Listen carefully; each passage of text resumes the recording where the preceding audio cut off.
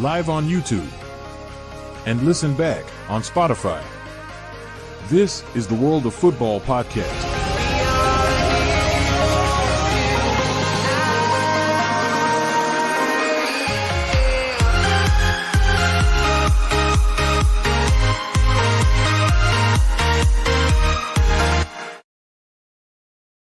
Good evening, and in fact, it's been a hectic one. I forgot one important thing. Where are you?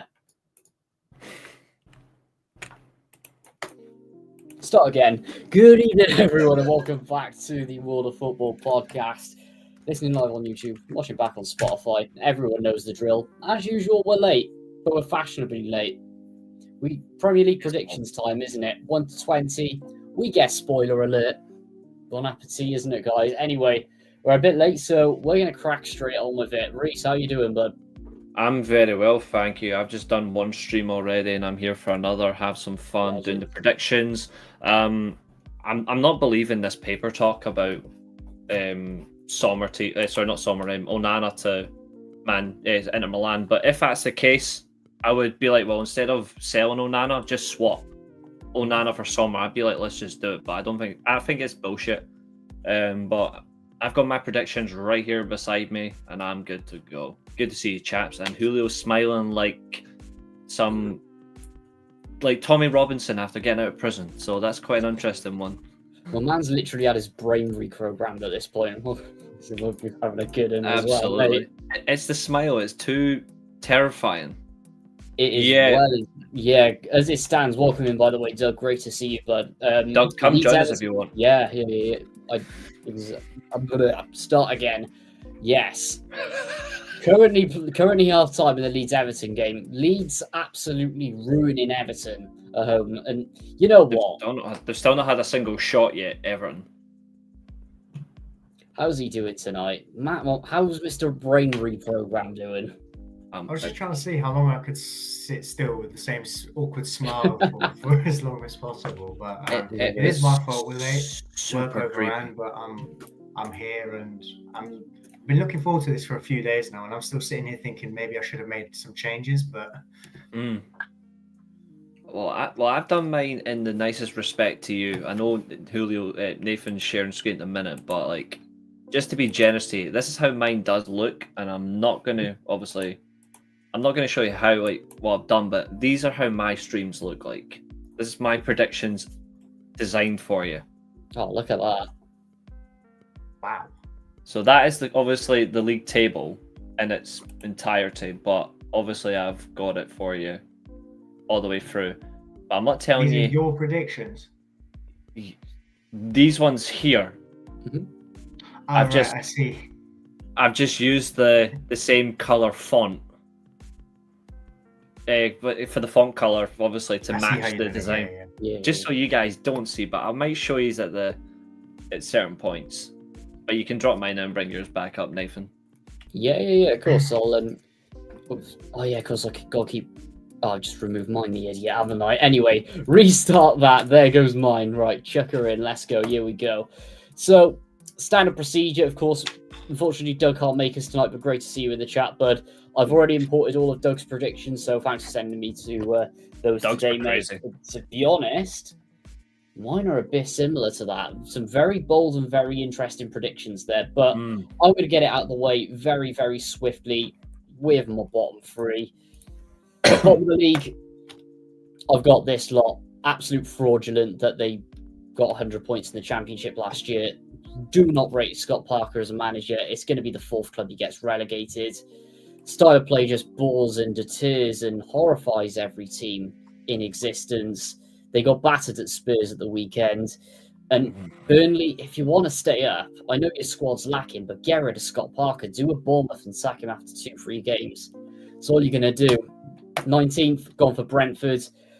You employed the Sky pundit for the championship. No offense to Keith Andrews. I really rate him as a pundit. But he needs to stay in punditry just for our sanity at the second tier, really. Well, in our case, third tier. But been completely stripped of their assets. If you lose Visser, you're completely gone, and I think that's going to be the case. You always seem to find gems, so you might stay up, but no.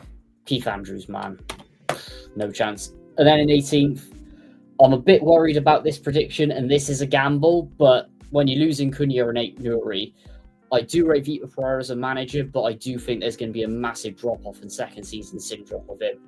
Unfortunately, I got you guys for the drop, but there's one team in particular watching them this weekend, and I regret not copying my old man's predictions, but I have a feeling they're going to get relegated, definitely. But they're in May. Frauds, that's who's going down. Yeah. I think by the proxy then, considering the order we've got the screen, is flip my camera and Julio's. Yes. Because it makes sense. It does. Yeah, no, it does make sense. We have the same three. Yeah. Yeah. Wait till you see who's in my relegation zone. It's funny as well, though, because we had the same free championship this year as well. Yeah, but we all know why that is. All frauds. Yeah. Anyway, Mr. Leshy, how are we looking, bud? So, Bonnley are 20th. Yes. Good, lads. Do you know, I think there's a couple of decent pickups in there, but everywhere else, it's just not good enough for what's around them. And I think whilst I don't want to scoff at the championship record in terms of like lowest goals conceded for Burnley last season, I still think that Scott Parker's a fraud, and I just don't think there's enough quality, especially where the goals going to come from. I also hope this happens so that United can get a couple of cheap pickups this time next year. I think in terms of Ugochukwu and Marcus Edwards, I think they'd be great squad options in a year's time. I honestly would avoid Marcus Edwards. I think it says a lot that Ruben Amorim was happy not to even bother with him at all throughout the summer. Like, even before Burnley went for him, like even in January, he didn't even come up once. So I feel like that says a lot. I think we should. I rate Marcus Edwards. I think we should just avoid him. Especially since lazy journalism likes to just link a manager with every single player they've had before. Yeah, I feel like he's one that wouldn't even be considered at all. Yeah. Yeah. I think in 19th, this was a toss-up, but I think... So in 19th, I've got Brentford. And this is... I made the mistake last season with Liverpool where I forgot how their data-driven recruitment works. And you put them in 8th. 7th.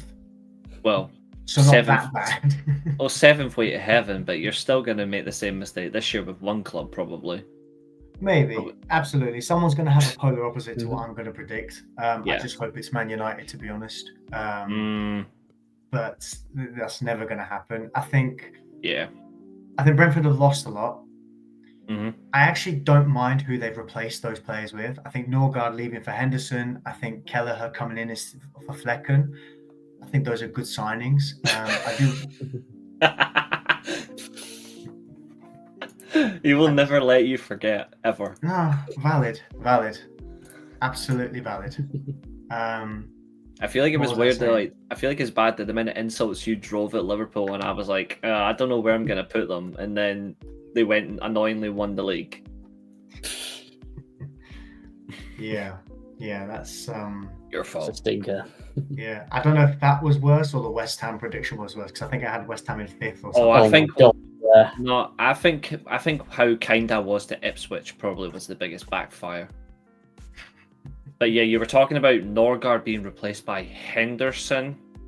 Just because it's Premier League proven, I think it's a very safe option rather than going for a hipster signing, especially for a holding midfielder. I think that's one of the positions you can't take the piss with. No, I agree. My biggest data-driven recruitment worry is what they've done with the manager. I think it's ridiculous how you've lost a very good coach in Thomas Frank, someone I'm a very big fan of. If he had more trophies on his CV, I would have had him at United. He's gone. Big component of the last 5-6 years in the football club's history, and you're replacing with a set-piece coach. I think that's too hipster even for Brentford. I think they should have, if they'd gone for someone out the back half of Ligue 1 or something that fit the squad, it would have made more sense. But then again, it is Brentford. That's too hipster for them. You're looking at like FC Midtjylland or something That's a good point, yeah. So they should be getting out of, really.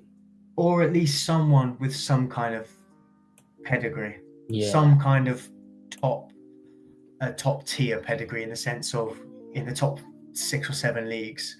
like, Wolves, for example, even when they're in the Championship, they're bringing in Nuno and then Bruno Lage, someone of that ilk, where they could be a top 7 manager in a top 4 manager in like Portugal, for example. Yeah. Similar to what Vitor Pereira is, actually, when you look at his coaching CV. They haven't done that. Kelleher, I think, is a great goalkeeper, but I don't think he's played more than 8 games in the first team for Liverpool. Now, obviously, when he played, he very good, one of the more solid backups. But I wonder how he'd fare in a Brentford team that's been ripped apart, has got a new spine, and has got a manager who, there's no real management experience. And I worry, is this just too hipster of an appointment to get away with? I've got Leeds in 18th, because it's Daniel Farke, and I think that when you're signing donkey strikers of the 2010s and 2020s as your only kind of Premier League experienced striker, I think that's quite worrying. I think I'm not even, when I made these predictions, a lot of them I made, in fact all of them pretty much I made before the opening day, and I haven't changed them because I still feel like the team I've got next in 17th, actually, you wouldn't think that based on the opening day, but I think that's fair. Yeah, I just it's a safe bet to put all 3 of the promoted teams to go back down when you look at the last few years. But I just think time and time again we've seen clubs come up, try and play the same way and get absolutely screwed. I think Burnley are not what Scott Parker had previously in terms of when he was at Bournemouth and Fulham. But I don't know if he's learned enough from his mistakes to translate well. Looking at how they played in the Championship last year, they absolutely didn't. Don't get me wrong, the standard outside the top 4, absolutely nah. It was one of the worst Championship seasons, quite frankly, I've ever seen, possibly. But all they had to do was score 1 or 2 goals and then just completely close it up and play a style of play. But the thing that really gets me with Scott Parker is that Bournemouth team, the fact that he couldn't do anything with that, was stubborn with his style of play and then got sacked after 3 games, especially that Liverpool game. That was the biggest red flag. He should have been keeping them up easily. Even the team he took down with Fulham, when they had the likes of Zambo and Grisa and Mitrovic, players like Areola and Loftus-Cheek on loan, he couldn't keep Mitrovic fit and firing. Went a bit overweight in that. I can back that. But I think mainly this year with Ipswich was just unlucky. That was the outlier for my opinion. But the last 2 seasons, just the refusal to change it up from how you played in the Championship and have a plan B, it just stuck out like a sore thumb. In fact, Reece, you could maybe say it, all 6 of them have been stripper clubs. And for people to say it's going to happen again, because, for example, Leeds, you've got the ultimate stripper, you've got Regis Labrie at Sunderland and them spending 150 million. That's never worked out well before, and their records at this level. And then Burnley, who've done it time and time again with a manager who's done it time and time again. So people are within their rights to do it. It's quite an average Burnley team as well. It's very average. When I look at players, they, like Breuer, for example, as much as I want to hang my hat on him, he hasn't been the same since his injury. I don't see any goals in this team. I think you make a good point about Regis Labrie, and we'll obviously come to him when I discuss Sunderland. But his form at the tail end of the season, last season, was poor. And you could argue he was lucky to get Sunderland up with the way they performed. Now, if they're going to come up and sit back and catch teams on the break or whatever and be direct, fair enough. But try doing it with a relatively new team, which I'm not going to lie, I do like the blend with some more experienced players alongside some of the younger gems they've signed. But I just think Sunderland stay up. I think AFCON will. I've got Sunderland in 17th, just to put it out there. Regardless of their opening day weekend win, it's a poor West Ham team they beat 3-0. And I just think that it wouldn't surprise me if Labrie's gone at Christmas. I know they won the opening day, but there have been moments we've seen it like that in the past, and it's not been good enough. So I'm just not convinced with the manager. Yeah. And I think, and like I said, AFCON will play a part because a lot of Sunderland players will go to AFCON. A lot of the star signings they've made. I want Sunderland to stay up, but I feel like it wouldn't surprise me if all three go back down. I completely agree with that. Reece, what's your thinking, bud? No, it's certainly understandable. And to answer Doug's question, yeah, 100%, I would rip up Sancho's contract tonight. Fucking waste of a human being he is. Right off the bat, my predictions are Burnley at the bottom, easily. I've said it so many times on streams with you guys, and to be fair, that is my relegation free. I don't trust West Ham as a team. I think they're sleepwalking, you know. Their manager, I think they're sleepwalking. For me, I'll get onto them in a minute, but this is my biggest gamble. I don't trust them at all. Yeah, Burnley. I said it in our group chat. I also said it on the championship preview when we were talking about clubs that went up. I said Burnley are incredibly sus. I'm sorry, but you can't there's no way that a team should be conceding that amount of goals in the championship. It just doesn't make any sense that Burnley conceded that amount of goals in the league, and Trafford kept so many clean sheets. Yes, he's gone back to Man City for 40 million. He has one weird season in the championship, and all of a sudden he's a £40 million goalkeeper. Nah, I'm sorry, that's incredibly sus. Wolves for me only have two assets left in their squad: Totti Gomez and João Gomez. That's it. The rest of Larson? Nah, don't rate them. Fair enough. I generally don't rate their squad except for the two Gomez's. And I would have both at United in terms of squad players. I'm so high on João Gomez. I think he's an incredible player. Totti Gomez is an excellent left-sided Portuguese centre-back. I think he's got a lot to offer, but that's where it is for me. West Ham for me is the team I've got in 17th is the team I think will be competing with West Ham for relegation. And the reason being is I'm just not sure. I think West Ham survive if they sack Graham Potter. I've never rated him as a manager. I know Man United fans that actually wanted Graham Potter as a manager, and I laughed at their faces.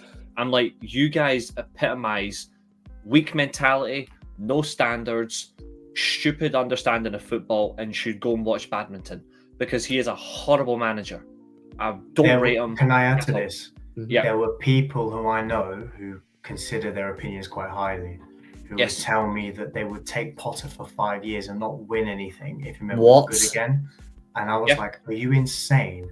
Why would you waste your time with such mediocrity? It doesn't take 5 years to rebuild the football club. No, it takes team. Sorry, it takes 18 months to rebuild a football club properly. If you do it properly, it takes 18 months, and it just makes me laugh. Within 2 full seasons at Liverpool, Klopp with relatively not too crazy spending. Not too crazy spending even without the Coutinho money. I just love that joke. It's so perfectly funny. Eventually, they'd reached the Champions League final, lost to Real Madrid. After that, they made 2 really good signings. Exactly, Doug. He did. After Van Dijk, and then they were title challenging immediately. It's honestly relevant. United need to be in that position this time next year where you think maybe 2 or 3 can put. Chelsea are there now. Chelsea, I think, are 2 or 3 elite players away from challenging for the league consistently. I just think it's hilarious that I was arguing with people in a group chat all summer, and eventually I just went, I'm out, because the narcissism where they claim they're always right. But I was like, oh, we've got to sign attackers. I was like, you can sign attackers, but our midfield and our defence for me was far more important this summer than I don't give a fuck if Højlund, Xerxes, Rashford, Garnacho are attackers. For me, it's defence and midfield. Like, if we sort them, then the attack can be operated on. But no, we went down the attack midfield first. Is a very big glaring hole. I wanted us to improve in the attack, but I did also agree with Reece when I said about the midfield, because I think yesterday was proof in the pudding, and I think we'll come to United and their midfield when we do the predictions. I just love that I was proven right over these narcissistic cunts. I love that I was proven right, and this guy's got so many followers on YouTube and Twitter, and I'm like, you're an absolute narcissist, mate. And I got proven right, and he was so quiet. He was actually praising these players in Amorim yesterday. I was like, you've been slating them all summer, so what's changed, you fucking gimp? So I was absolutely Reece, I really want to know happy. who this is now. Oh, you know who it is. I don't think I do. That's the problem, because in my head it could be 3 or 4 people. Well, if you think of the initials, I'll tell you that you're right. All I'm going to say is there's one. If you slant it, there's an initial there for his first name. I'm not saying names, but the guy's a twat. Well, actually, I'll go How one from badly does he dislike Hoyland? To the extent that if he saw him in the street, he would love to punch him. Okay, I think I know who you're on about. Yeah, Walloper, Cockwomble, Chief Cockwomble is what I call him. But yes, so that's my free, and I'll get it out the bat. That's who I have. That's who I've got in 17th. I'll get off the bat is Brentford. I don't trust them at all. I think they've only got one player left, and that's Vissa. They lose him, that's it. I think they could survive, but it only depends on Graham Potter. If Graham Potter stays in the job, West Ham get relegated. Yeah. And I'll go as far as if he's still in the job after Christmas, they get relegated. They're absolutely screwed. For me, that's definitely the case, because we did see it with Leicester a few years back. Mm-hmm. Keeping on for Brendan Rodgers too long, just absolutely fell apart from there. But yeah, I can see where your backing is on that one easily. Yeah. Fancy doing your 16th and 15th as well, Reece? Of course. Straight off the bat. Leeds United and Sunderland. For me, it purely just comes down to manager. If both clubs, sorry, I just want to say this: if both clubs sack their managers this season, both of them end up in those positions. Yeah. I think Sunderland are fine in terms of position where they are because they signed Granit Xhaka. I think it's just such a shock in forced signing that it gives them a lot of courage. Whereas Leeds, it's purely just down to Daniel Delia Smith wants a shot, Farka. That's it. Like, that's the only thing for me. They've got a decent squad, but it's purely manager basis for me.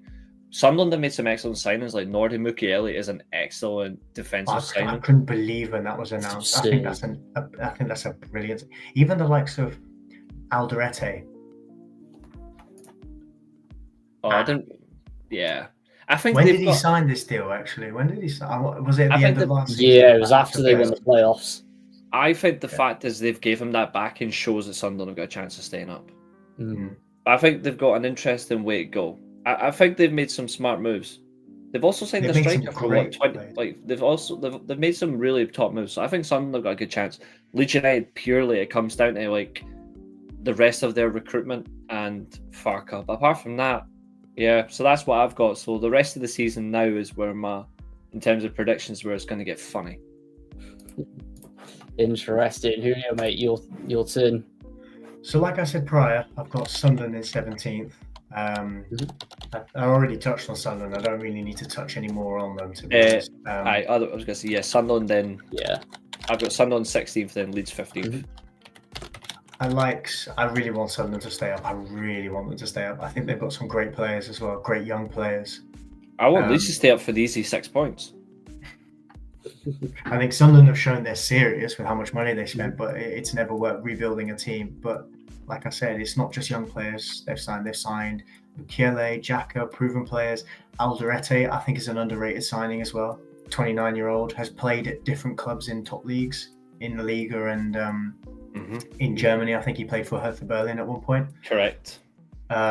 Leeds made an excellent sign as well that I didn't notice until I seen their starting lineup. The fact that they signed Stack from Hoffenheim, it's an excellent box-to-box signing. I really wish we found a way to hijack that, because I think for value for money, I think he's brilliant. Stiller he went to Leeds. Stiller, honestly, that's the like he is basically Hoffenheim Stiller. That's why I'm saying like got to make a move. But like no, they've made some decent moves. Like it just comes down to the season. I think Leeds are lacking goals. That's why I've got them in 18th. I don't trust their forward line at all. They've got 3 players who, and Mecha, I think he's got a poor injury record and he's unproven at this level. Joel Peru, unproven at this level. And then you've got Dominic Calvert-Lewin, who, the less said about him, the better. He might get you 7 goals this season, but are they enough? Yeah. If you don't play to his strengths, I don't know. Nemecha will run for them as well, so Nemecha will be like a big, powerful, pacey mover as well in that position. It's going to come down for me as well. It's going to be so key. It's going to come down to the wings, the likes of can they keep Nonto, Ramazani, and Dan James consistently providing. I don't rate Dan James anyway, but they need to consistently provide goals and assists. If the strikers don't, they have to provide constantly. And the midfield need to chip in. If they do that, then they've got a chance. Yeah, I agree with that. I've got Wolves in 16th. I agree with Reece that I say they've lost too much. I think the thing with Wolves, actually, they got a bit lucky towards the end of the season. They went on a run. I think they got a good amount of points towards the end of the season. And I think a bit of luck came into it. It's hard for them to find that luck now, though. Without the likes of Cunha and Nouri, there's not much left. I'm very much on the João Gomez hype train with Reece. I think he's better than pretty much all the midfielders we have playing in the 6th position. Hell yeah. At the moment. I just think that I don't mind Vitor Pereira, to be honest. I wonder if we see like a Strøm Larsen run of form at the end of the season that does enough to keep him up. It's really, I find that the last few years it's really been about how poor the rest of the teams are around other teams. Last year's were poor, so teams could afford to have crap years and still stay up because of the teams that came up. I've got West Ham in 15th. I'm fairly certain Potter had Brighton in 15th in his first season. Yep, at Brighton. He did. Yeah. I think Hermansen having a suspect debut kind of doesn't fill me with great joy, from the sense that I thought if United got him, I wouldn't have been upset. But what I saw was a guy playing at a lower league club, and it was a decent shot stopper and good on the ball. But anyway, there isn't enough going forward. I think they might stay up at the end of the year because Graham Potter maybe sticks around, and then they eventually get the style going, and Jared Bowen carries them to 15th at the end of the season potentially. I'm just concerned by for me, it's the heavy reliance on certain players that's not going to work. So I think they lost a lot, by the way. They lost a lot in the summer. I think a lot of older, experienced heads. Fabianski's gone. It wouldn't surprise me, because West Ham have had a thing with goalkeepers the last few years where. Yes, I think Jared Bowen for me is a leader. But I think he's a leader in the sense of he's their best player. Yeah. I mean, so he'll take the game by the scruff of the neck, but I think there still needs to be more around him. I think losing Kudus was bad. They've spent about 76 million quid on signings, and they sold Kudus for about 55 million. But what have they got goals wise though? Because apart from Callum Wilson, I think that's it. They're attacking. What they signed this summer. I know they've got Fulkrug as well, but they've got Fulkrug, Callum Wilson, Callum Marshall. I don't know much about him. They've got Lewis Gilherme as a winger, Jared Bowen as a winger, Somerville, and they sold Cornet. I don't think Paqueta's gonna.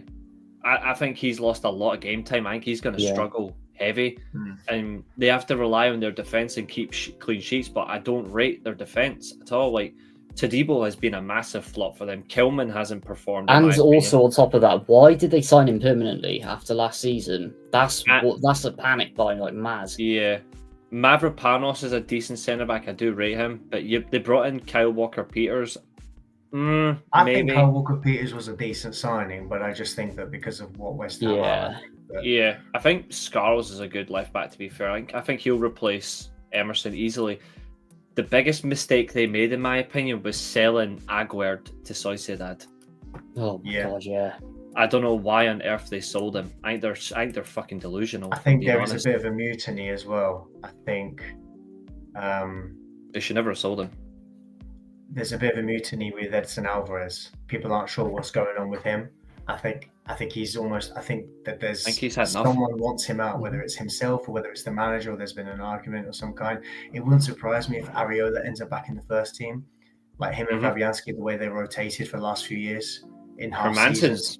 They spent like what 70 million on Hermansen. Leicester fans would have been jumping up and down because he is so shit.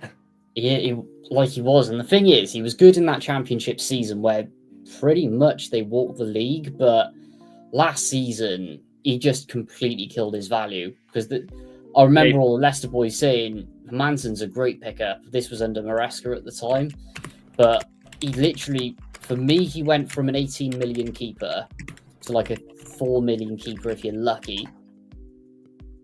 Yeah, I know Doug's saying that Aguirre played versus Sunderland, but Transfer Market are saying that he's been sold to Sociedad. Could be a new thing. I do want to say something though. Areola, I think, is out of contract next year. I think he'd be a great cheap backup pickup for United because I think he's weirdly he's got big club pedigree. He's been a backup at Real Madrid and PSG, and he's always been a solid player. He's been quite solid over the years for West Ham. Even in Fulham's relegation season, he seemed to be one of their few shining lights. And I don't think he can do much worse than what we've got right now. If I don't think we're going to sign Donnarumma, but let's say, for example, this time next year, Donnarumma and Areola are our two goalkeepers. That's an immediate upgrade on what we've got currently. Easily. It wouldn't. And Padu's injured. Ooh. Right, for me, that justifies where I put them. In fact, that if Ampadu's out on a long-term injury, forget Leeds getting above 18th. Because he's an excellent midfield player. He's by far and away the best midfielder out of the 3 promoted teams for me. Well, I think when you look at the midfields of the promoted clubs, the best midfielders, obviously, Xhaka's been signed, but I'm still including him. Ampadu, Stack, Xhaka are the 3 best midfielders out of all the promoted clubs. Actually, to be fair, I can't do that. I'm not going to lie, because I rate Joe Bellingham, but he's been sold. So that says all as well. Like, Sunderland losing him was wild, but like, I don't know. Like, I think there's something there. Like, those are the 3 best, but I think I'm eager to see. But like, yeah, if it's a long-term injury, they are massive. Yeah, I'm going to jump onto my Sky Go and have a quick look at this now. But while that loads, to continue with mine, 17th have got Sunderland.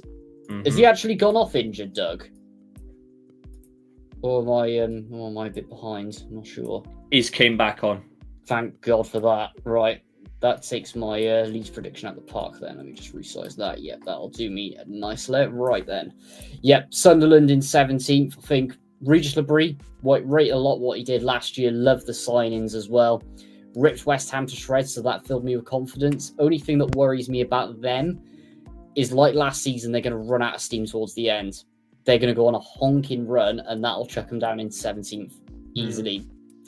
Anyway, pretty much, I'd say until about February, they're going to be floating around the 14th, 15th mark, but they're going to drop. 16th, this is a gamble, especially after what we saw this weekend. Only reason to put them here, last-minute signings in January, because they're going to panic like mad, and they're going to get rid of Graham Potter. Only reason they go in there. In fact, I do regret not putting them 18th. I genuinely think, with the Potter talk, if they don't sack him, they're swapping places with Wolves. Easily. But then in 15th, got Leeds United. Reason to put them here is I know for a fact they're sacking Daniel Farke when they get off. Aside from this Everton game where they look sharp, but the style of play's working with him, they're going to drop off like mad, and he's going to be sacked. But Leeds will smash it out of the park with this Red Bull money. Going to be clear as day, but it's going to be interesting, Leeds. That's all I'll say, especially with what we've seen. I wonder who they all bring in.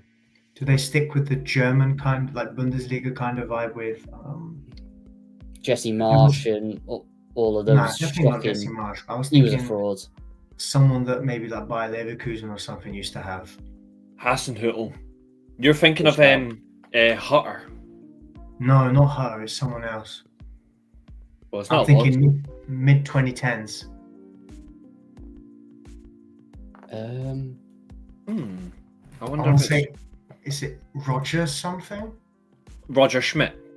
Yes, him. I don't know if he's in a job right now, but he was sacked by Benfica, by the way. Like they did sack him. He is currently since he got booted away from Benfica, he's actually unemployed. Wait, what was he at? I think he was at PSV recently. Actually, hold on. Yeah, I know he's quite a left field name, but I just think he might be one of those left field names that gets looked at. I think Hasenhüttl is actually not a bad shout. He was linked to the Leeds job in May. There you go. Oh yeah, I remember that because Red Bull were thinking of sacking Daniel Farker. Yeah. The fact that they've already started thinking about sacking him and then kept him on tells me that they couldn't find someone clear cut that they wanted. So they're going to give him some time, give him till probably Christmas, reconvene maybe November, because Farker I don't think will last that long. I think all three promoted sides, really, I think there's a good chance they could sack their managers this season. I know that sounds crazy considering what Doug's just said about Regis Labrie, but I think there's been many times where we've seen managers get extensions off the back of like something good and then still get moved on in a panic. Because there's no way Sunderland will want to go back down, especially having spent 150 million quid. Yeah, if they don't go back at first time and they get relegated with that squad, the EFL are going to have them. That's all I'll say, which is a testament to what's going on at the moment. Anyway, my 14th, Fulham. I think the thing with me is I rate Marco Silva as a manager. They haven't signed anyone, I don't think, as of yet. But apart from a backup goalkeeper. Yeah, it's literally the squad's good. Don't get me wrong about that, and it's getting older, so it's going to get more experience. But with the way that everyone's strengthened around them, it's going to be a subtle drop off for them. But Fulham are just going to have a solid season for me. 13th, that's my bold one. I do apologise, lads. No, you're not sorry. Don't lie to me. Yeah, you're sorry, Mr. Leshy. Don't apologise. It's for the week. But I'm only kidding. But yeah, there's no need to apologise in this circumstance. Yeah, absolutely. But it's not for the week. It's not for the week at all. But it's for the week in football. Yeah, Doug's actually went in saying 13th and exclamation mark. Why? Yeah, this is my bold prediction, and I did Nathan, get a I lot. hope you're having a me with Liverpool last season prediction. I think the reason why he's got. Might be. I reckon the reason why he's got us in 13th though is purely because we have not signed a midfielder and we've not signed a goalkeeper. Yeah. And also I'm a bit worried about your back line as well. I think you need another leader in there. I think our defense is okay for me. It's just the absolute. It's the spanner in goal in the midfield. That's it. I'm comfortable with spanner in goal. I don't know. There's just a lot of, and on top of that as well, another thing with United is negativity. Bad owners adding fuel to the fire. There's very few bad owners in the Premier League now left over. I agree. When things are negative off the pitch, it drags onto the pitch. But the only thing that's keeping me, because I was thinking about a 16th or 17th a few months back, but when you got Mbeumo in, Dorgu's looking great. Yep. Your front line's looking great. Mm-hmm. I can't put you any lower than 13th, which sounds mad. But I actually think Amrim should really do a wild thing. When I look at our defence right now, annoyingly, it looks like we're keeping Luke Shaw, which annoys me. Maguire seems to say put him in midfield. No, Maguire's comfortable in that centre back role as well. De Ligt's there, although I think in the next 2 years he should be sold. I cash in. We've got Euro, we've got Aiden Heaven. I still think if you're playing a back three, you need 6 centre backs to cover all 3 positions in pure rotation. I actually wouldn't mind if he considers putting Lisandro Martinez back into a midfield role and he plays him as one of his midfield partners. I actually think it might. I actually think it might work. The only trouble is for me is his injury prone.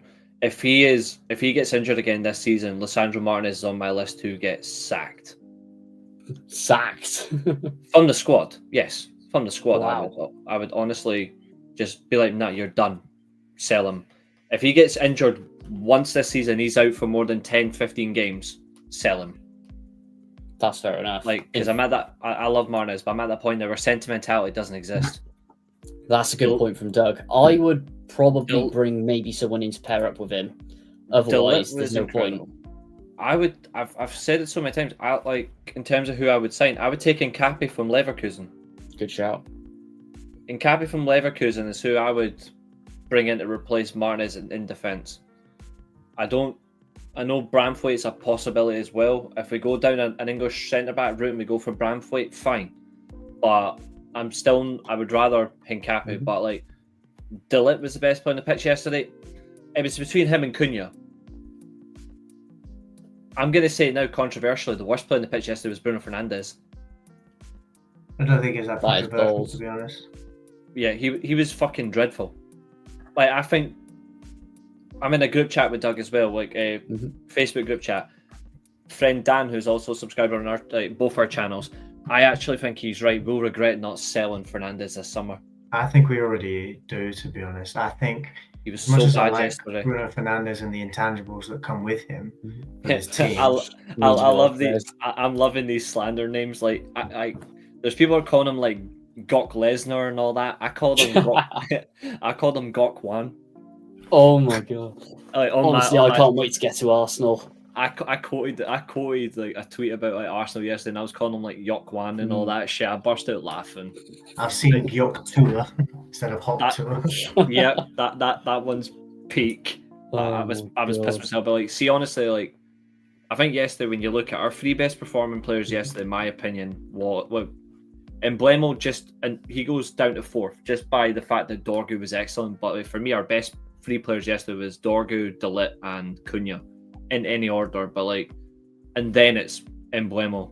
But like, I thought Mount had a decent game yesterday, but like, I thought Mount was good. I liked the firepower we had in attack with Cunha and Mbeumo. They looked threatening, just we didn't have any clear-cut chances. I'm the Mbeumo header.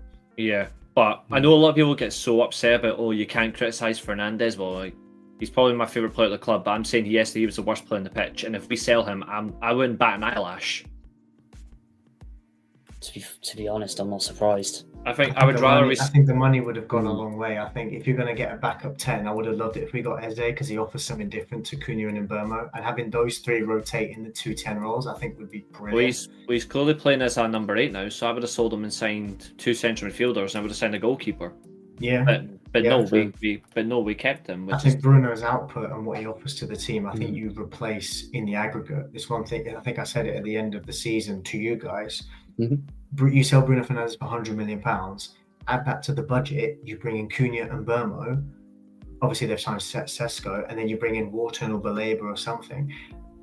You've taken a player who hasn't got a direct fit into the team, and you've filled 3 holes where the output is still there, but also the defensive contribution from a proper defensive midfielder. I honestly reckon if we had sold Fernandes, we could have got Stiller and Baleba. That's 2 left-sided midfielders to rotate, and then on the right-hand side, you've got Casemiro, Ugarte and Mainu. I'm concerned about Ugarte, but like, Jack Grealish is coming on for Everton. But is it me, Doug, or does he look a bit fat, Jack Grealish? It's because he's not had any caught pictures over the summer with a particular type of woman. He's not seen his BBLs this summer, so he's in his mercenary era of exactly. I actually think it's if it goes well, I think it's a decent signing for Everton, though, even though it's a lot. I said this to you guys in May when we discussed it. I said if Grealish wants anything, he should go to Moyes at Everton. So I stand by my point that this is because Moyes loves a vanity project. And it's a vanity project with no brain cells as well, so it does work. But we'll come to United later on. But like for me anyway, later on. But I do see why you've put us in 13th. Not signing a midfielder and a goalkeeper keeps us in what I like to call the Mong section. I genuinely hope, because I've seen very few people put you guys below 10th. I want another one of those predictions where I could just go, I was right. And I think it's that one. Anyway, you're a bastard. I know, mate. Moving swiftly on. Speaking about the frauds that we're watching at the moment, Everton. That's even more offensive. That you could have put them in 11th. No, you put Everton directly above us. Correct. Same as David Moyes showing Man United up yet again. I'm not sure. I think for me, I see why you've done it. My only thing about Everton, they've not made enough signings in midfield and in defence. I agree with that. Like they've not. Yeah. I like Ndiaye though. He's a quality player. Alcaraz on a permanent quality. Getting rid of Calvert-Lewin, best decision they made all summer. I think that was I think that's probably their best decision. Not being sentimental, just replacing him with a younger, fitter, maybe hungrier striker. Yeah, but they've not made enough. I actually think as well, Everton are going to regret keeping Jordan Pickford. It's a bad shout. I said it to James Dunlop. One of the subscribers obviously does watch our channel now and again. I said it to him yesterday. Like, he actually agreed with me that they should have got rid of him, and they need a right back. Oh, badly, yeah. God almighty, their right back options are horrible. But they need to start phasing out Pickford now, because I think he's regressing.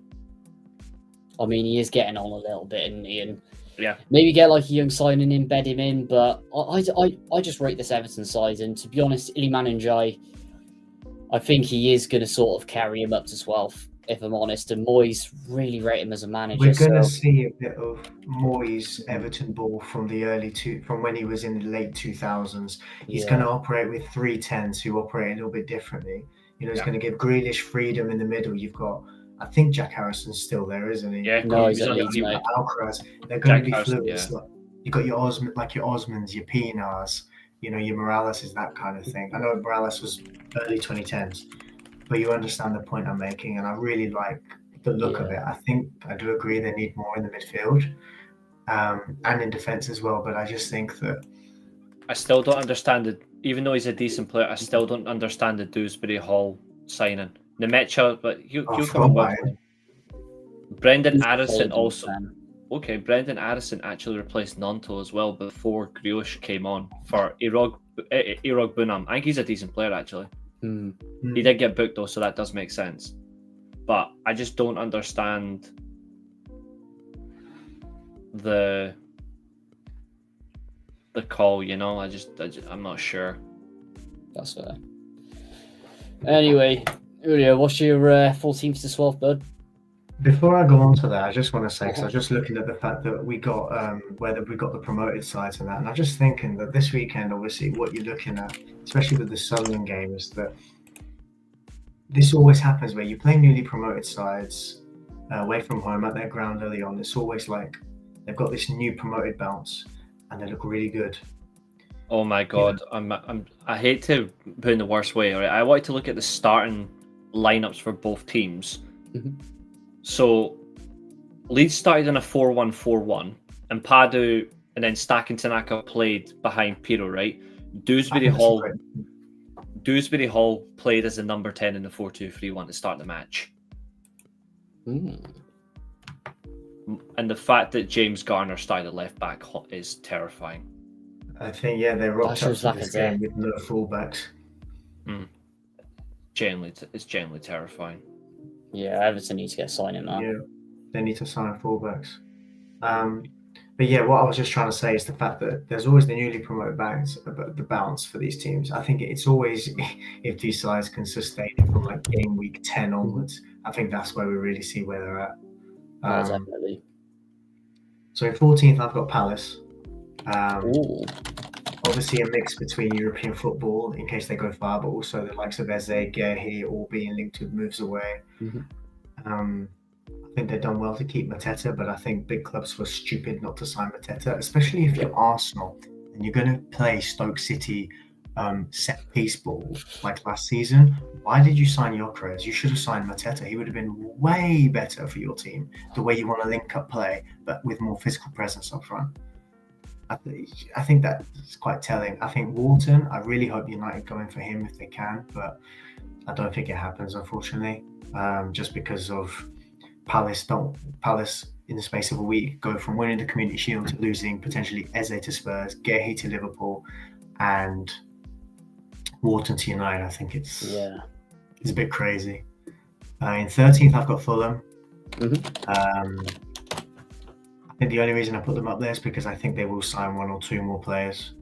There's no way they're going to just be stuck with one backup goalkeeper as their signing. And they've not really lost. I don't think they've really lost anyone, have they? So no, they got basically the same team, and it's older as well, technically. Do you know what? I am going to double check this because I do not want to say they've lost no one and then lost someone significant. Let me just double check. Just to carry it along though. In 12th, I got Everton. Mm-hmm. In 12th, I got Everton.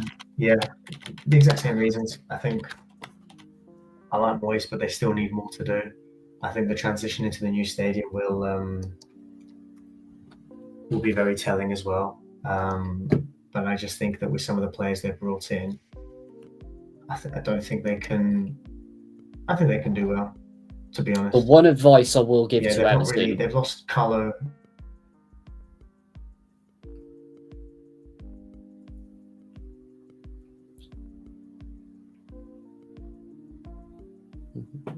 I think my man's frozen. He has completely frozen. I think we're back. We are back.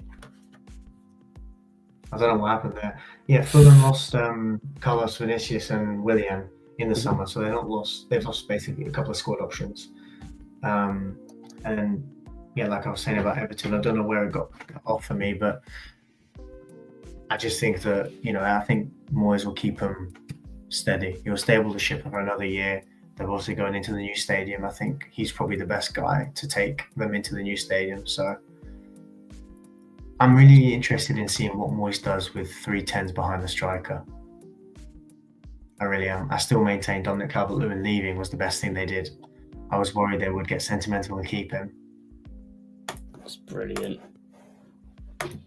Interesting. Reece, your 14th to 12th, bud? Yep. I think my 14th club is rather fair. Mm-hmm. I've got Bournemouth. Yeah, that's fair. I have Bournemouth considerably low. I think Nathan would have caught on because we were talking backstage. Bournemouth got raided badly all summer. They lost their defence. Their attack-wise as well, like they're going to have to heavy rely on Semenyo and Evan Nielsen. And to be fair, I don't think Areola's going to kick about much. I feel like he may end up leaving as well. So I think they're going to be near enough smack in the middle or close to the middle. Generally, I'm not sure about Bournemouth this season at all. Still only 1 shot on target each for both sides. But Leeds have had 15 shots to Everton's 4. That's just hilarious. In 13th, I've got Fulham. I think Fulham will just be near enough where they finished the end of the season. It's not a bad thing for me. I think they do need to add a few more to their squad, but the squad's going to be a year older, so a bit more experience. That always helps. And then just above them, I've got Everton, but Everton's defensive players obviously is the main concern. So yeah, if they can improve their defense, they'll be fine. If not, they're fucked. Good way of putting it. Interestingly, we've all got Everton in 12th. Yep, same as last season as well. Indeed. Anyway, wait, no, sorry, one position higher, I should say. Oh, 11. Oh, so close then. Who'd you have in 12th then, bud? No, I'm saying we have them 1 position higher than where they were last season. They were 13th last season. Oh, yeah. So 11th, I have Nottingham Forest. This is nothing against Forest. Their most popular fan still claims to be a fan of my club, but the reason why I've got Nottingham Forest so low is I think they're going to have a huge drop-off, and I don't think effectively they're going to replace Elanga that well. I know that might sound daft, but I feel like that's a huge loss. And I think re-signing Morgan Gibbs-White for them could be a problem because I feel like it's going to be owner versus best player. It will come back. I feel like that will really hit them hard this season. So yeah, I've got Forest down there. I think on top of that as well, it seemed a bit sus, that video, didn't it? Yeah, that's why I'm not trusting it. He called Thomas Frank as well, apologising for not joining. I was like, stop lying. Oh, penalty, Doug says. To who? I'll tell you now. If it's to who I think it is, I'm going to laugh. Is that a penalty to Everton? Leeds. Oh, never mind. I thought Leeds would just do everything they could. They would try to control the game. They'd flop, and then Everton would just score once and win. That's why I thought it would be Everton. Yeah, it's a handball. If this game ends on a 1-0 from a non-penalty goal situation, then relegate both these clubs. even then, it is a bit borderline. Doug says he's not sure. This will go to VAR because there could Please don't give it. Please don't give it. Please don't. I know. There could be a scenario where it's ball to hand. Well, you can't or hear like the ball to forearm. Well, you can hear the referee now, can't you? I believe you can. So listen. I'm sure on VAR you can hear the referees now. See what they're saying.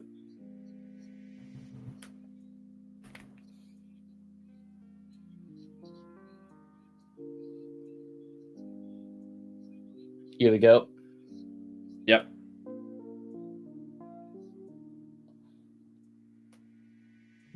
I'll tell you word for word what he says now. Nice. I want to hear it.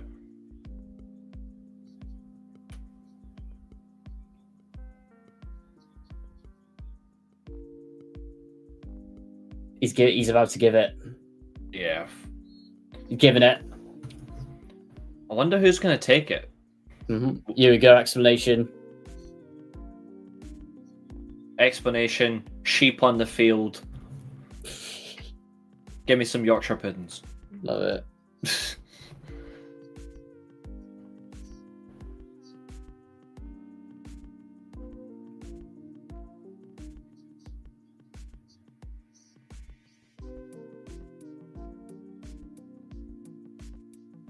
So I don't think they do explanation. Why isn't he explaining it? He's a pussy. Nemecha's taking it. Okay. Oh. So they've gone for a reliable. They went for a German to score a penalty in England. I wonder why they didn't do the explanation there. Hilarious if Reece has jinxed it now that he said that. Nope. He scored. Goal. I mean, he's German. What do you expect? Straight in the bottom right. That was a good penalty, to be fair. Yeah. Right. Yeah, 1-0 leads. Anyway, back to it. Back to the festivities. Number 10 and 9. Yep. So in 10th, I've got Crystal Palace. Mm-hmm.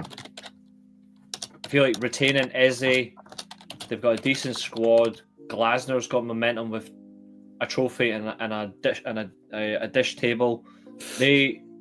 They've got some momentum going to do better. I think they could potentially break into the top 10 or what above that, I should say. But I think they've got an opportunity. I don't know if they will, but I think even just to get 10th is a massive success because, well, they don't know what that feels like. They don't know what 10th place is. So if they do that, then fair play. And then 9th, Aston Villa. Wow, that's crazy. Aston Villa, my prediction changed for Aston Villa today because they've sold Leon Bailey. That is, to be fair, that's a good shout. Well, loan with sell to Roma. They've got nothing. They've already let go of Jacob Ramsey to the Barcodes. They've got Morgan Rogers is like he is incredible, but he can't do it on his own from that position. Mm-hmm. Their midfield, I think, is going to need improved. They haven't done it. Their defense is still strong, but for me, it's they've not made any credible signings. I'm worried about Villa, and I feel like they will struggle. So I actually think they will drop out of Europe altogether in terms of league position. So yeah, Aston Villa. Interesting. Anyway, moving on. Julio, what's yours, bud? Okay, let's see. We're in 11th tonight. So in 11th, I've got Bournemouth. Mm-hmm. I think the fact that they've been raided is quite worrying, but I actually think they've made a couple of decent pickups to replace the players that have gone. It's just whether they can. Well, I mean, we love Andoni Iraola in this channel, and I think he's a good manager, and I think he sticks around. And I think I do like some of the players they brought in. I think Semenyo looks the dog's bollocks, and I really hope United go in for him next summer. Mm-hmm. I think he's the next on their list of forwards who can play. He could probably play wing back for us in this system. He is excellent. I think Evan Nielsen. I think it's Evan Nielsen though, the next big one to go. I also like Evan Nielsen as well. So either or. I liked him at Porto. Yeah, he's a classy player. Yeah, I do like him a lot. I've got Forest in 10th. Mm-hmm. And at least it's not just me who's got them low. I'm concerned about them. Yeah. I think last year, metrically, Nottingham Forest were an anomaly. Yes. I think there were a lot of times where they even though Milenkovic and Murillo were a good partnership and Sells had a very good season, there were a lot of times where I think they were a little bit lucky that they were able to keep the ball out the back of the net.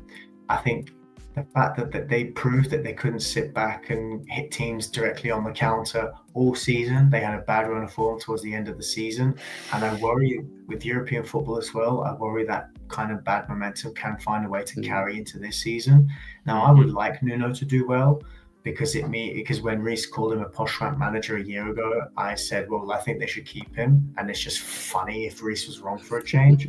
But all jokes aside, I think keeping Gibbs White was big. Losing Elanga was not so big, but Forest, weirdly like the way they've been building their team the last few years. I know they brought in a lot of players, but they brought in a lot of like big club rejects a little bit. Players who maybe who are on the fringes at big clubs. They were pairing, cheap pickups like Hudson-Odoi and Elanga, outcasts almost at their clubs, with experienced players like Felipe from Atletico Madrid, Keylor Navas, and I have always liked that blend there.